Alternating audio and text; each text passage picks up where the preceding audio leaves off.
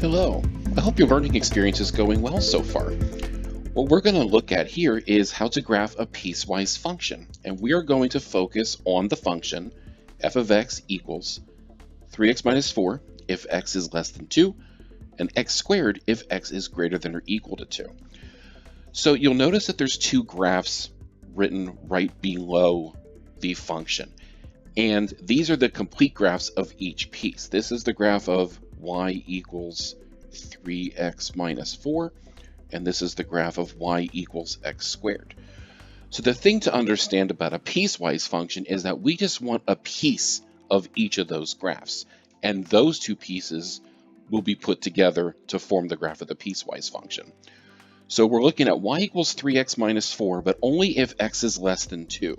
So I'm going to find the point where x is equal to 2, and that's right here. And you notice I'm going to put an open circle there because we're not including 2.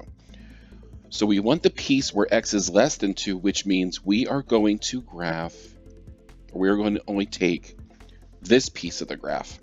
Now, when we go to put our graphs together, it's going to be important to have some key points labeled. This point right here is 2, 2, and we've also managed to include the y-intercept, which is 0, -4. So that's going to help us when we go to graph the piecewise function. Now for y equals x squared, we're only taking the piece where x is greater than or equal to 2. So if we look where x is equal to 2, this point right here is 2, 4, because 2 squared is 4. And we're only taking the piece where x is greater than or equal to 2. So we're only taking that piece that's drawn in black there. So to put these pieces together, we're just going to make a rough sketch here. I'm just going to zoom out just a little. So we have the point 2, 2 as a key point because that's where the first graph ends. And it's also passing through 0, -4. So our first piece looks like that. And then our second piece starts at 2, 4, so just 2 units above the open circle.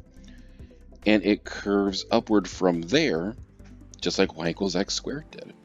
And that is the graph of our piecewise function.